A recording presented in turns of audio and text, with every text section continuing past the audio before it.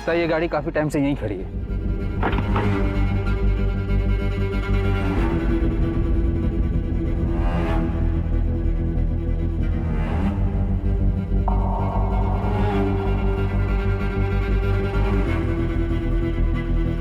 कुछ मिला? नहीं सर, कुछ भी काम का नहीं है। आरटीओ से कंफर्म करो ये गाड़ी नंबर किसके नाम पर रजिस्टर्ड है। जी सर। ओके, ठीक है।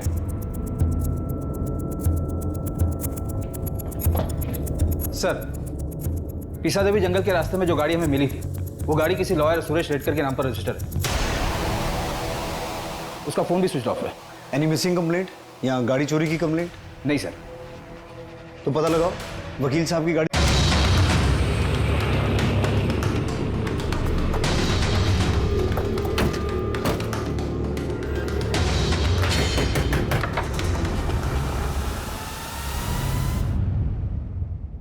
मिसेस रेडकर। हो ये कौन है? वो नेहा है, मेरे बहन की बेटी है, इधर ही रहती है। सुरेश रेडकर आपका? मेरा बेटा है वो। क्या हुआ? यही तो हम आपसे पूछना चाहते हैं। शहर के बाहर उसकी गाड़ी मिली है। गाड़ी मिली है? वो तो ठीक है ना? यही तो पता करने हम यहाँ आए। वो तो 5 दिन से घर पे आया ही नहीं है, फोन भी नहीं आया उसका। मैंने सोचा काम के लिए नासिक पुणे गया होगा। 5 दिन से आपका बेटा घर नहीं आया, उसका फोन नहीं आया, ना ही आपने उसे ढूंढने की कोशिश की और ना ही उसके गायब होने के बारे में पुलिस में कोई कंप्लेंट की। आपको बताकर तो जाता था ना वो। आजकल के बच्चे माँ को कहाँ कुछ बताते हैं। शादी हो गई, बगल में सुंदर सी बीवी आ गई, तो माँ का क्या है? मुझे पक्का खातरी है कि उसी से परेशान होकर वो घर से गया होगा। बहुत जिम्मेदार लड़का है मेरा। मेरे पति के जाने के बाद पूरी फर्म उसने संभाली है, मेरे बेटे ने, और बिजनेस बढ़ाया है उसने सर। और एक मेरी बहू हमेशा उसका सर खाती रहती है और अपने भाइयों के पीछे घूमती रहती है घर घर घर घर। उसे तो लगता है उनके जो 2 भाई है ना उसके, उनकी शादी की जिम्मेदारी भी मेरी। हाँ समझ गए। जिस दिन सुरेश घर से गया था उस दिन भी घर पर कुछ हुआ था क्या? उस दिन तो सुबह से शुरू हो गई, वो नेहा के पीछे पड़ी थी। नेहा की माँ से बात मैं करूँ या आप करेंगे? क्यों बात करूंगा मैं? रोहित से शादी कौन करेगा? इतना गर्म दिमाग है, एक जगह नौकरी पे टिकता नहीं वो। हर 4 महीने में नई नौकरी। क्या है ये सब? ये क्या बोल रहे हैं आप? भाई है वो मेरा, बस उसका समय खराब चल रहा है अभी। नेहा से एक बार तुमने पूछा इस बारे में? नेहा से क्या पूछना, हमारे घर पे हमारी मेहरबानी पे रहती है बस वो। कर। नेहा, इसके भाई से शादी करने से तो मरना बेहतर है। रोहित तो रोहित, दिनेश भी निकम्मा है। नेहा, उसे समझा, मायके की चिंता छोड़ दे। अभी जिसके साथ घर बसाया है ना, उसकी तरफ ध्यान दे। और फिर पता नहीं किस बात पे दोनों में अंदर जोर से झगड़ा शुरू हुआ। तुम क्या चाहती, क्या तुम? क्या गिद्ध जैसा लड़का पैदा किया आपने? आपकी बहू, क्या नाम है उनका? निकिता। हम उनसे भी बात करना चाहते हैं।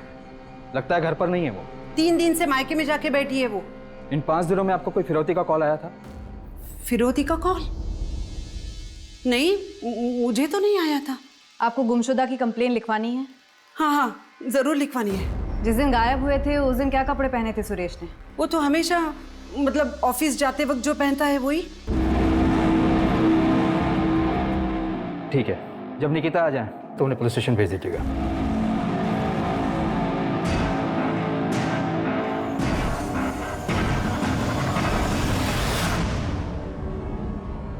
सर, ये सुरेश की फोटो। मुझे फॉरवर्ड कर दीजिए। जी। आपकी शादी सुरेश से कैसे हुई? वो तो आपसे उम्र में काफी बड़े हैं। उन्होंने कई बार मुझे अपने ऑफिस के पास देखा था, फिर शादी के लिए प्रपोज किया। आप दोनों? ये मेरे दादा हैं, रोहित और दिनेश। आपकी सासू माँ का कहना है कि आप दोनों के आपसी झगड़े की वजह से सुरेश घर छोड़कर चला गया। हाँ, झगड़ा हुआ था, लेकिन ऐसा कुछ नहीं कि वो घर छोड़कर चले जाएं। आ जाएंगे वो। वैसे भी सर, किस घर में हस्बैंड वाइफ के बीच में झगड़ा नहीं होता। सर, सुरेश की कजिन सिस्टर नेहा हमारे साथ ही रहती है। रोहित दादा बहुत अच्छे हैं, बस लक आजकल साथ नहीं दे रहा, इसलिए काम में थोड़ी प्रॉब्लम्स हैं। इन दोनों की शादी हो जाती तो सब ठीक हो जाता। और दिनेश दादा सुरेश की फर्म में ही काम करते हैं। वो लोग जो भी काम देते हैं अच्छे से करते हैं, बिना कुछ चूकिए। सुरेश ने कोई एहसान नहीं किया? तुम जैसी लड़की मिल गई उस बुड्ढे को। आपकी सास ने बताया कि बेडरूम में जाने के बाद झगड़ा और बढ़ गया था। सर, वो मेरा पर्सनल मैटर। आपके पति 5 दिन से गायब हैं। उनकी गाड़ी जंगल में मिली है, तो अभी आपका पर्सनल मैटर नहीं है, एक मिसिंग पर्सन केस है। मैडम, पर ऐसा कुछ भी नहीं हुआ था कि वो मुझे या घर छोड़कर चले जाएं। आ जाएंगे वो। आपको कोई फोन आया? I mean, फिरौती का? नहीं, मुझे तो नहीं आया, पर अगर मम्मी जी को आया हो तो मुझे पता नहीं। सुरेश किसी बात से परेशान थे या कोई टेंशन थी? हाँ सर, वो अभिजीत नायक, उनके बिजनेस पार्टनर। हाँ, मीटिंग से उठकर चला गया। हाँ चला गया यहाँ से। ठीक है, आप लोग जा सकते हैं। हम मिसिंग कंप्लेंट के आधार पर अपनी इन्वेस्टिगेशन शुरू करते हैं। ठीक है सर, थैंक यू सर। 5 दिन हो गए हैं घर का आदमी गायब हो जाता है और घर की औरतों को कोई फर्क नहीं पड़ता है। सर, फॉरेंसिक रिपोर्ट के मुताबिक गाड़ी में कोई मारपीट और खून के निशान भी नहीं मिले। गाड़ी डैमेज होने और ब्रेक लगने के भी कोई निशान नहीं है। गाड़ी वहाँ पर बहुत आराम से पार्क की गई थी।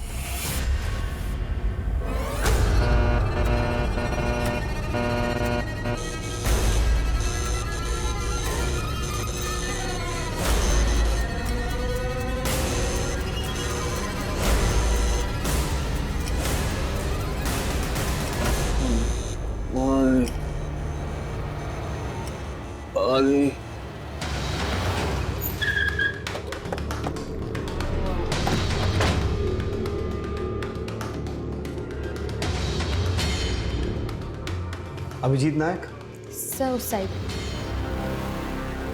मेरे पास सिर्फ 10 मिनट है। Next time please come with prior appointment.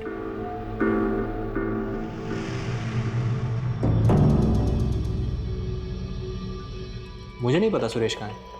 आपने ढूंढने की कोशिश भी नहीं की? पता नहीं, पिछले कुछ महीनों से बहुत अजीब बर्ताव कर रहा था। मैंने तो उससे सवाल पूछना ही बंद कर दिया था।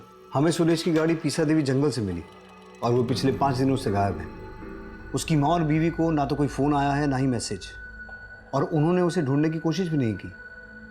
आपने भी कोशिश नहीं की? तो आप भी कोशिश मत करो। जब कंप्लेन नहीं दी है तो केस ही नहीं बनता है ना।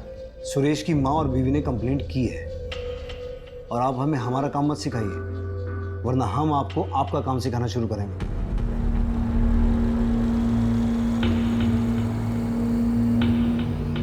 इंस्पेक्टर, 2 दिन पहले मुझे एक कॉल आया था।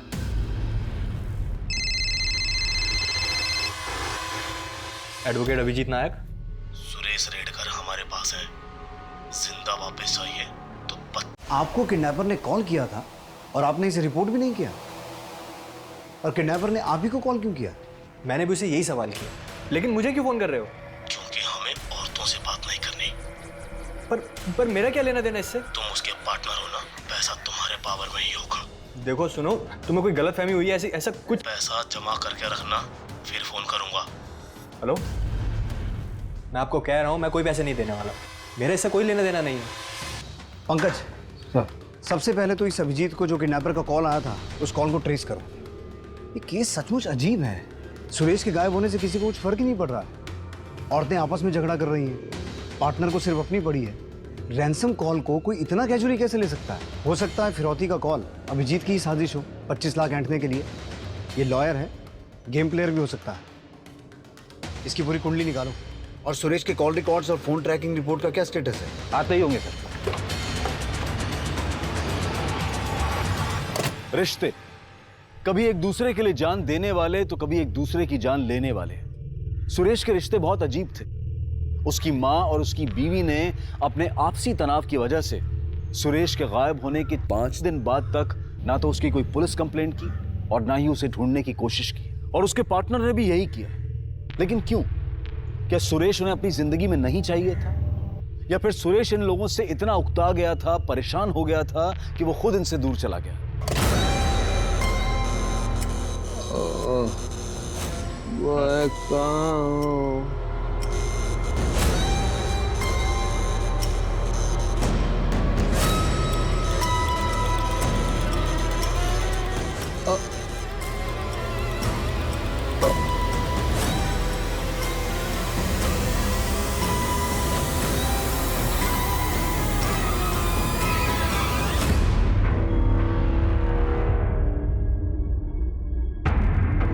सर,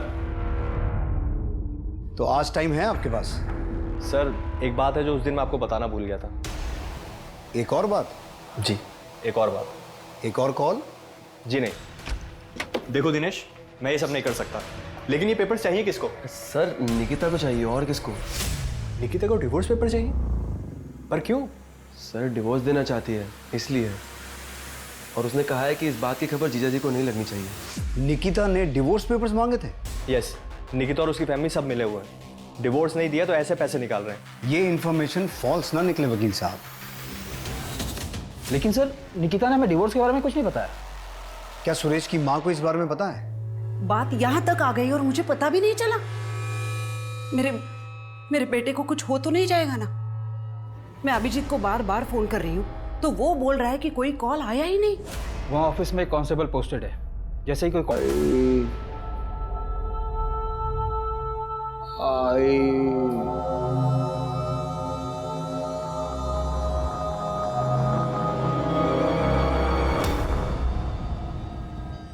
रोहित, दिनेश, ये तुम सबका प्लान है ना? कैसा प्लान? तुम अच्छी तरह से जानती हो निकिता। तुम हमेशा निकिता से अपनी मांग पूरी करवाते थे। नहीं सर, मेरी जॉब छूट गई थी, थोड़ी तंगी थी, तो सुरेश ने थोड़ी मदद की। मैं जॉब ढूंढ रहा था सर। मगर जब सुरेश ने और पैसा देने से इनकार किया तो तुमने उसे डिवोर्स की धमकी दी। लेकिन मैं उसे डिवोर्स नहीं लेना चाहती थी। और वो फिर भी नहीं माना तो तुमने उसे किडनैप करवाया, राइट? ऐसा कुछ नहीं है सर, हमने कुछ नहीं किया है। ये आइडिया तुम्हारा था या फैमिली के दबाव में आके किया? ये सब तेरी गलती है। भैया अभी इसे बोल के क्या फायदा, आगे का सोचो।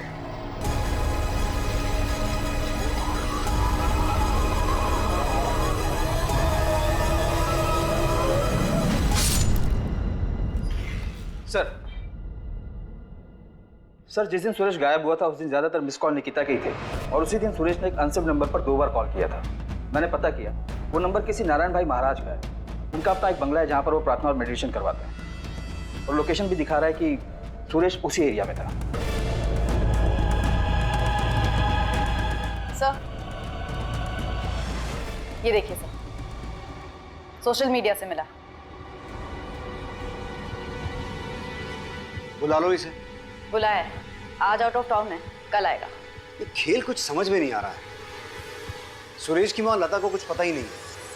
वो सिर्फ सुरेश की बीवी निकिता पे इल्जाम लगा रही है। निकिता के बारे में अभी बहुत कुछ पता चलना बाकी है। और ये अभिजीत, ये तो मुझे शुरू से ही गेम प्लेयर लग रहा है।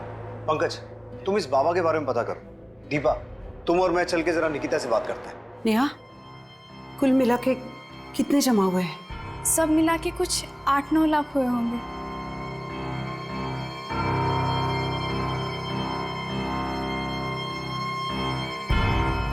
देखिए, हम पूरी कोशिश करेंगे कि अगली डेट पर पूरा केस खत्म हो जाए।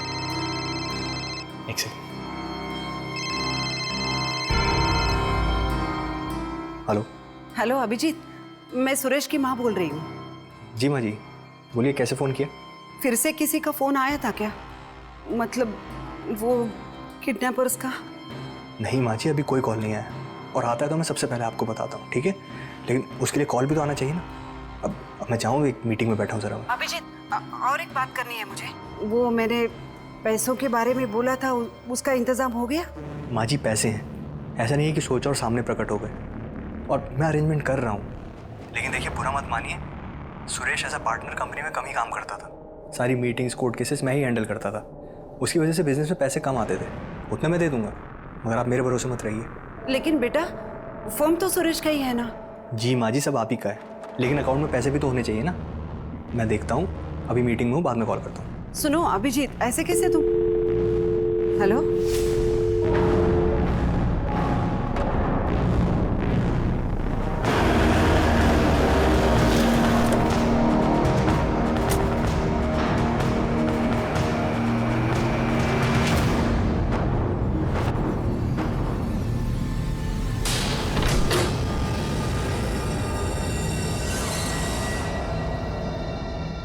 महाराज। नारायण जी, ये सुरेश रेडकर है, पिछले 5 दिनों से गायब है। आप जानते हैं इसे? जी हाँ, जानते हैं इसे। अक्सर हमारे यहाँ आता था, 5 दिन पहले भी आया था। क्या करता था यहाँ आकर? अस्वस्थ था, छटपटा रहा था, दिमाग में उथल पुथल, दिल में हलचल। क्यों, ऐसा क्या हुआ था? एक समस्या का समाधान चाहता था। बार बार पूछता था कि रिश्ते निभाने के लिए अगर कोई गलत काम किया तो उससे पाप लगता है क्या? मतलब? अब उसके दिमाग में क्या चल रहा था ये हम नहीं जानते।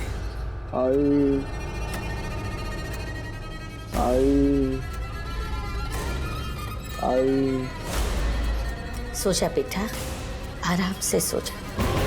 मुझे माफ करना पूरब दिशा, रिश्ता निभाना पूरब दिशा।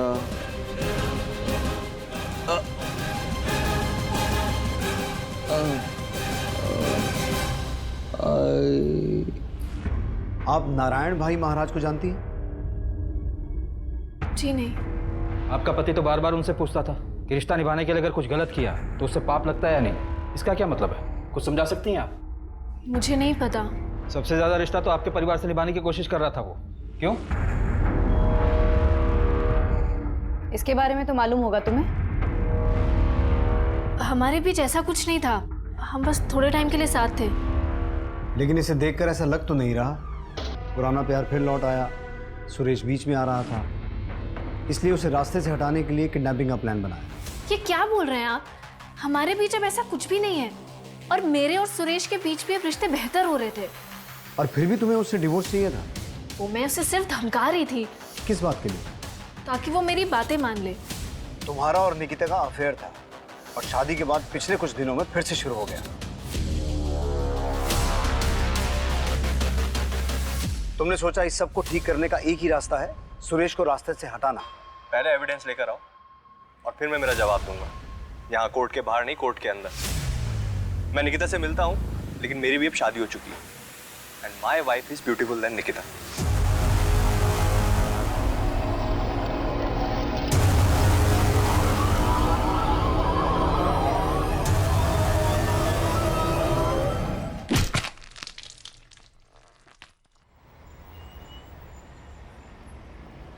देखो अभिजीत, बस मेरे लिए ये काम कर दो, उसके बाद मैं तुमसे और कोई काम नहीं बोलूंगी। निकिता, इस फर्म में ऐसे टेढ़े काम नहीं हो सकते। और वैसे भी ये फर्म तुम्हारे महान ससुर और पति के आदर्शों पर चलता है, मेरे नहीं। अभिजीत, तुम इतना नहीं कर सकते मेरे लिए।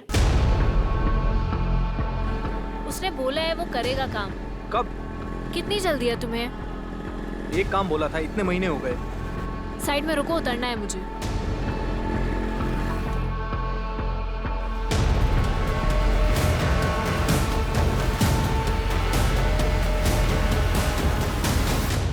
मैडम, अगर किडनैपर्स का फोन आता है तो मैं आपको खबर कर दूंगा, मगर आप इस तरह मेरे ऑफिस में आकर मत बैठा करें।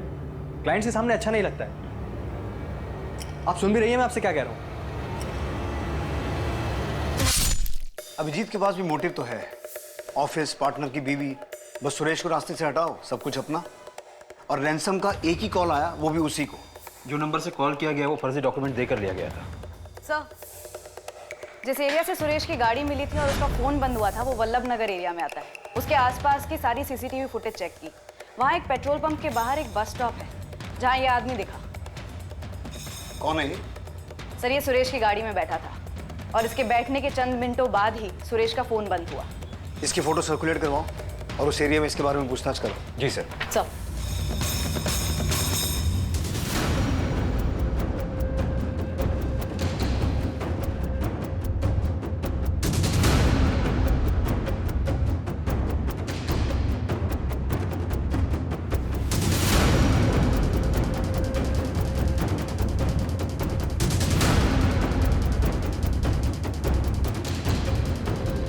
पुलिस ने उस अनजान आदमी को ढूंढने में पूरी ताकत लगा दी, लेकिन उस वक्त तक जिन पर भी पुलिस को शक था उनके खिलाफ पुलिस को कोई पुख्ता सबूत नहीं मिले थे, और उन्होंने भी उस अनजान आदमी को नहीं पहचाना, या शायद जानबूझकर पहचानने से इनकार कर दिया।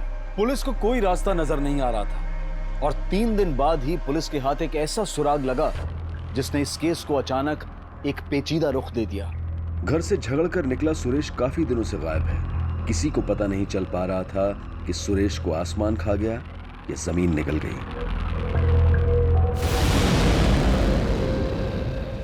इस आदमी को देखा है? ये आपके लिए। Thank you. कंपनी आपको खुश रखेगी।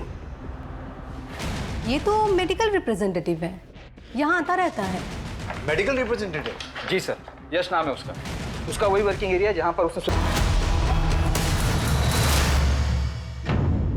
हाँ सर, मैंने इनसे लिफ्ट ली थी, आदर्श नगर से तुकई नगर। ये आदमी उसी दिन से गायब है, किडनैप किया गया है। सुरेश नाम है इसका। वैसे तुम कहाँ रहते हो? तुकाई नगर। तो फिर आदर्श नगर कैसे जाना हुआ? सर एक्चुअली मैं एक MR हूँ और डॉक्टर के पास उसी सिलसिले में एक मीटिंग थी, इसलिए मैं आदर्श नगर गया था। आप चाहे तो डॉक्टर सालगांवकर से पूछ सकते हैं, उनका वहीं पर एक क्लिनिक है। और वापस आते वक्त मैंने काफ़ी टाइम बस के लिए वेट किया, लेकिन बस आई नहीं, इसलिए मैंने इनसे लिफ्ट ली।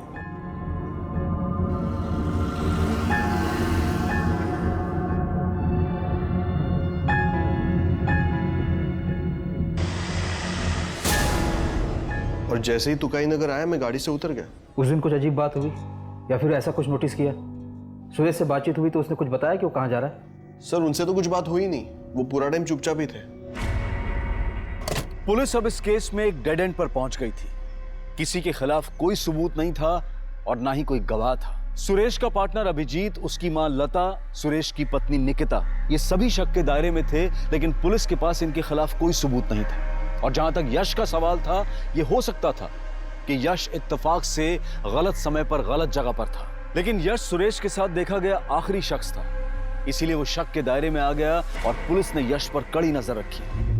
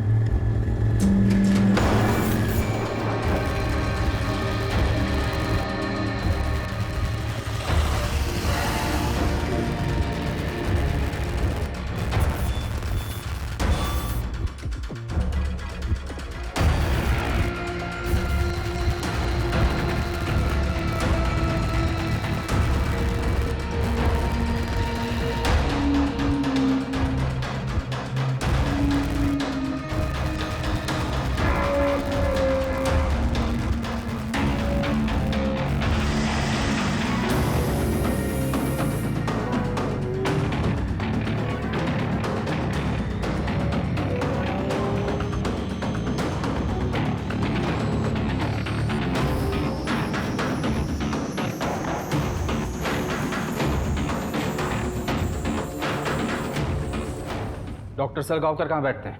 क्यों सर, क्या हुआ? होटल अपर्णा एग्जीक्यूटिव के बारे में पूछताछ करनी है आपसे। सर यश दुर्गे ने सब अरेंज किया था, मेरा तो सर पहली बार था। सर मेरी फैमिली है, रेपुटेशन है। सर ये बात, सर मैं तो बर्बाद हो जाऊंगा सर, तबाह हो जाऊंगा सर, प्लीज सर। सर ये यश उतना सीधा है नहीं जितना दिखता है। मेडिसिन बेचने के लिए तरह तरह के घूस देता था वो डॉक्टर्स को, और लड़कियां भी। और इस बार कंपनी सिर्फ आपके लिए कुछ स्पेशल बेनिफिट्स भी दे रही है। आप बस मेरी मदद करना, कंपनी आपको खुश रखेगी। उसके बदले में डॉक्टर उस मेडिकल कंपनी की दवाइयां प्रिस्क्राइब करते थे जिसकी जरूरत ही नहीं थी। ये यश ऐसे स्टार परफॉर्मर बना है। होटल में एक रूम भी बुक किया था उसने, परमानेंट। पर इन सब बातों का सुरेश की किडनैपिंग से क्या कनेक्शन हो सकता है? पंकज, होटल की सीसीटीवी फुटेज चेक करो, पिछले कुछ दिनों की नहीं, पिछले कुछ महीनों की। और वो जो कमरा यश ने परमानेंटली बुक करवा के रखा था, उसकी तलाशी लो। ये यश भी खिलाड़ी आदमी है।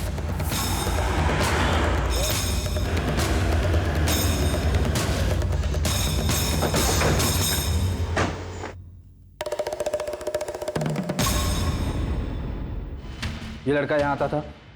हाँ सर। ये जिस रूम में ठहरता था उसकी चाबी दीजिए। Okay sir.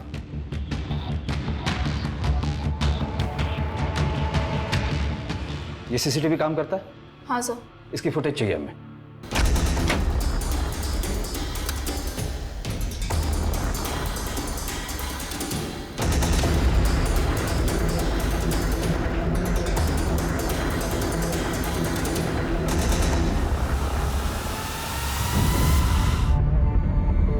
सर यश हमेशा एक ही लड़की को अपने क्लाइंट के पास भेजता था, उसका नाम माया है। सब प्लीज मेरे घर वालों को कुछ मत बताइएगा, उनको इस बारे में कुछ भी नहीं पता है। तुम यश को कैसे जानती हो? वो मेडिकल रिप्रेजेंटेटिव है, थोड़े दिन पहले मेरे पास आया था, बोल रहा था कि उसके कुछ डॉक्टर दोस्त हैं, अगर मैं उनके साथ थोड़ा वक्त बिताती हूँ तो अच्छे पैसे देगा। पैसे अच्छे थे इसलिए मैं मान गई। और ये आदमी, इसे भी यश लेके आया था? नहीं सर, इसे उस दूसरे MR ने भेजा था, मगर मुझे याद है सर कि ये आदमी बहुत ही अजीब था। नर्मदा परिक्रमा करनी है। श्रीमद नारायण भाई ने कहा है कि 11 बार परिक्रमा करो और कॉस्मिक संतुलन पाओ। खुद ही एनर्जी को महसूस करो, खुद ही एनर्जी बन जाओ। सिर्फ बातें ही करोगे या कुछ और भी करोगे? कभी मोक्ष का मार्ग स्पष्ट रूप से देख पाए हो? कभी आत्मा ने तुम्हें अंदर से पुकारा है? संसार में दुख का कारण ध्यान का है तुम्हारा? मैंने तुम्हें 2 घंटे के लिए पैसे दिए तो तुम सिर्फ 2 घंटे मेरी बात सुनोगी, मुझ पर ध्यान रखोगी, मुझसे बात करोगी, नर्मदा परिक्रमा करनी है। मगर अभी तो तुमने कहा था कि तुम्हारे सारे क्लाइंट्स यश के थ्रू आते हैं। देखो माया, किसी को बचाने की कोशिश मत करना। नहीं सर, मैं झूठ नहीं बोल रही हूँ। यश से पहले भी एक MR था। एक्चुअली उसी ने मुझे यश से मिलवाया था।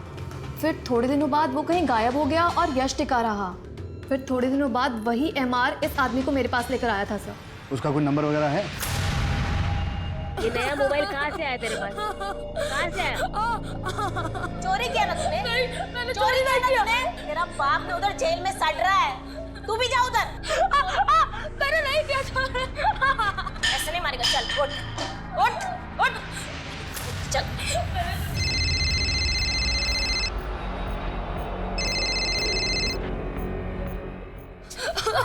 चल चल बता बता सर। आप मारिए मत उससे। सब ये मोबाइल पूछे इसे कहाँ से आया? इतना मेहनत करके ना इसको पाला बड़ा किया, हा? और ये बाप की तरह चोरी कर रहा है। अच्छा बेटा, नाम क्या है तुम्हारा? आयुष। अच्छा ये बताओ, ये मोबाइल कहाँ से उठाया तुमने? चोरी की क्या? साहब मैंने चोरी नहीं की, मैं सच बोल रहा हूँ। मैंने वो खुद के पैसों से खरीदा है। फिर तुम्हारे पास इतने पैसे कहाँ से आए? सर एक आदमी था, वो मुझसे पेट्रोल खरीदवाता था। साहब वो मुझे पैसे देता था, 2 लीटर पेट्रोल के 1000 रुपए देता था। वो हर बारी वो पेट्रोल से कुछ सामान जलाता था। वो हमारी बस्ती के पास वाला जंगल है ना, वो वहीं पे जलाता रहा साहब। पिछले 2 हफ्तों से वो मुझे पैसे दे रहा है और ये मोबाइल भी मैंने उसी पैसों से खरीदा है। क्या वो जगह दिखा सकते हो?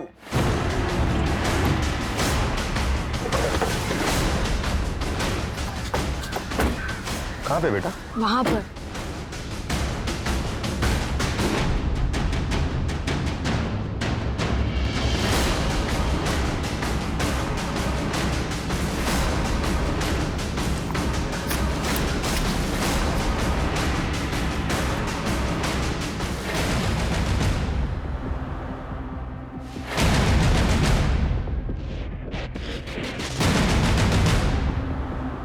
गायकवाड़ जी सर।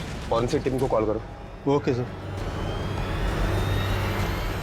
अभिजीत तुम्हें इतने कॉल्स कर रही हूँ, इतने मैसेजेस कर रही हूँ, एक का भी रिप्लाई नहीं। तुम जो बोल रही हो वो नहीं हो सकता। मुझे इन सबसे दूर रखो प्लीज। पर अब प्रॉब्लम क्या है? प्रॉब्लम ये है कि मुझे नहीं करना ये सब कुछ। पर तुम तो मान गए थे ना, अब क्या अचानक से? मेरा मन बदल गया है, मुझे वो सब नहीं करना है। प्लीज तुम हटो यहाँ से, हट जाओ यहाँ से। अभिजीत मेरी बात नहीं सुननी मुझे। अभिजीत, अभिजीत। वो आदमी दिखते कैसे था, बता सकते हो? कितनी बार मिले हो तुम उससे? 10-12 बार। आयुष, उसका स्केच बनाने में तुम्हें हमारी मदद करनी पड़ेगी।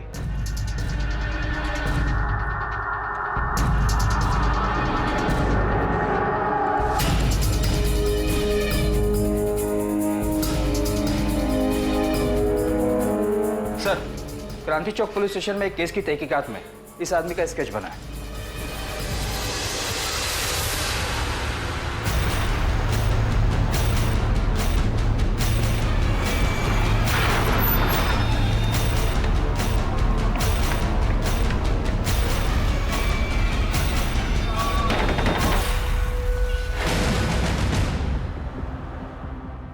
सिर्फ आपके लिए कुछ स्पेशल बेनिफिट्स भी दे रही है।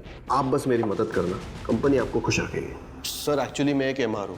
कहाँ ले जा रहे हो मुझे बताइए तो सही, मैंने किया क्या है? दूजी सड़के से पेट्रोल खरीदता था ना, उसने तेरा भांडा फोड़ दिया। अब बाकी का किस्सा पुलिस स्टेशन में। अरे ऐसा कुछ नहीं, मैंने कुछ नहीं किया सर। सर बता दो। मेरे चाचा की एक जमीन है, चचेरे भाई यूरोप में है और बहन दिल्ली में है ससुराल। अगर ये जमीन बेची तो मालामाल हो सकता है, लेकिन वकील मान नहीं रहा है। क्यों? अरे डॉक्यूमेंट्स पे बाकी सबका नाम हटाकर सिर्फ मेरा नाम रखने के बहुत सारे पैसे मांग रहे हैं। तेरा ये काम मैं करा देता हूँ, लेकिन 10% लगेगा।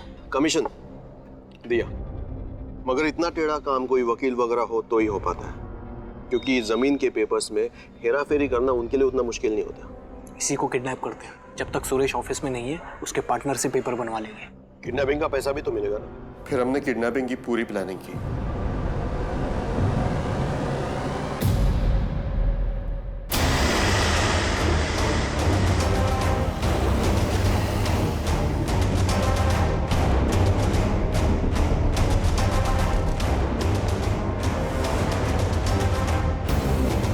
सुरेश, सुरेश, सारा प्लान तो उसी का था।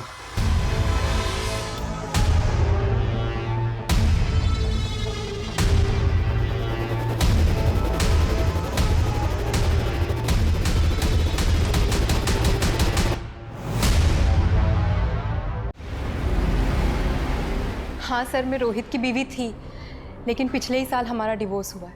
अब मेरा रोहित और उसकी फैमिली से कोई लेना देना नहीं है सर। ऐसा क्या हुआ था? बताने में भी शर्म आती है। रोहित आज अचानक होटल में लाने का। अच्छा सुनो, तुम यहाँ 2 मिनट आराम से बैठो, अरे मैं रिसेप्शन से होके आता हूँ बस, ठीक है? हाँ लेकिन तुम बताओ। मैं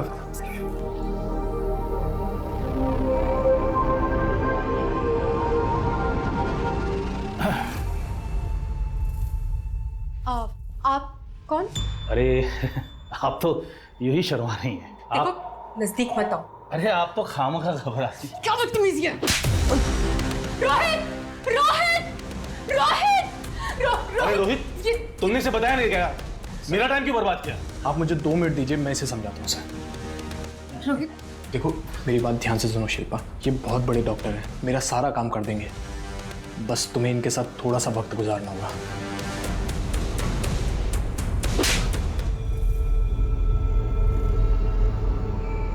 और उसके बाद मैंने उससे सारे रिश्ते तोड़ दिए।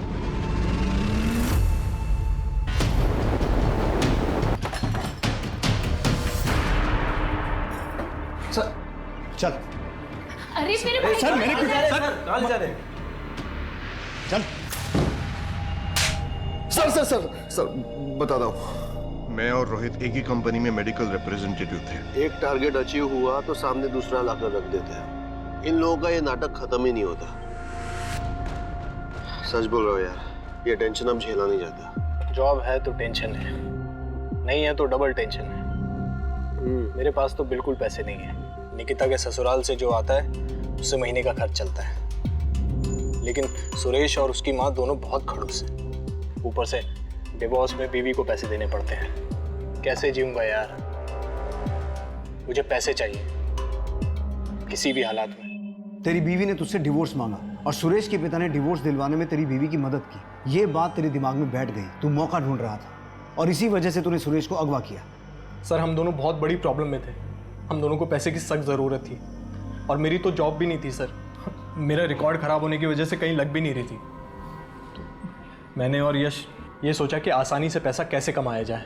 मेरे चाचा की एक जमीन है, चचेरा भाई यूरोप में है और बहन दिल्ली में है ससुराल में। तो अगर ये जमीन बेची तो मालामाल हो सकती है, लेकिन वकील मान नहीं रहा है।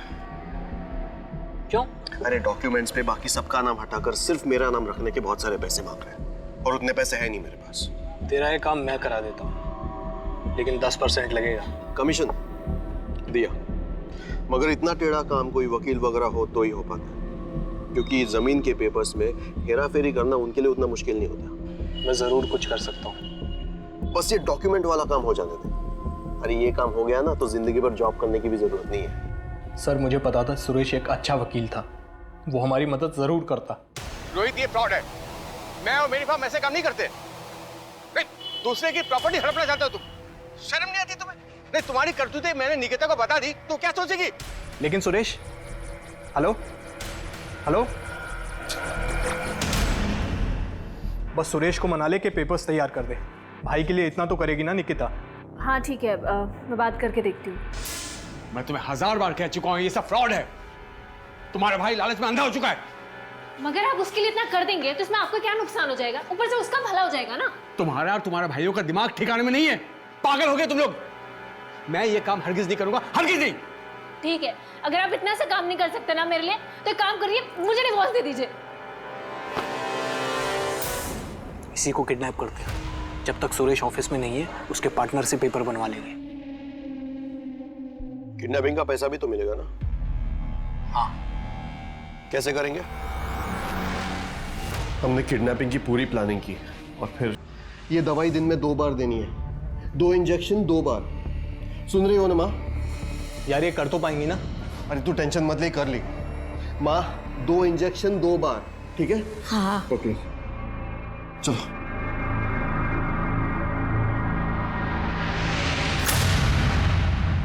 निकिता, हाँ? जब तक सुरेश नहीं है तू अभिजीत से बात कर।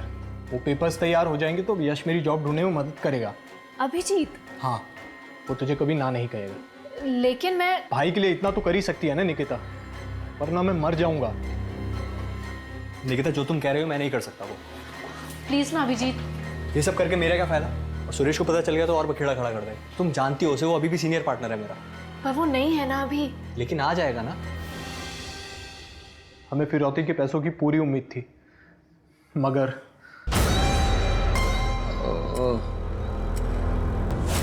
मैं कहाँ? पूरब दिशा कहाँ है?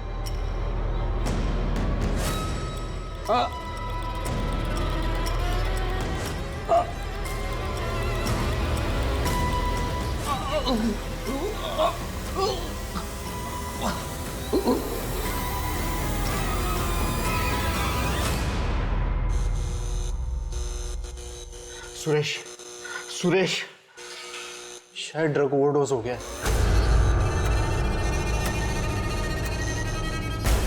इधर आ। बॉडी को कुछ करना पड़ेगा। क्या करेंगे? काट के जला देते हैं। क्या?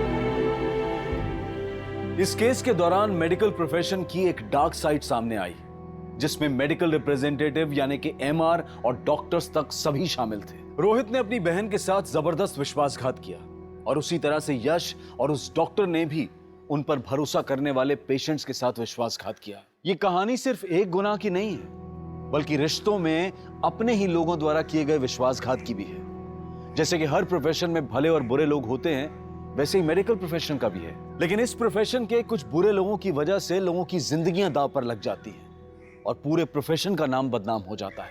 लेकिन जो भी हो, अब हमें अपने मेडिकल प्रिस्क्रिप्शन और मेडिकल टेस्ट को लेकर चौकन्ने रहना होगा। ये सवाल पूछने होंगे कि ये डॉक्टर्स जो हमें लंबी चौड़ी दवाइयां लिखकर देते हैं, उनका इस्तेमाल जरूरी भी है या नहीं। लेकिन इसका मतलब ये नहीं है कि हम हमेशा दूसरों पर शक करें।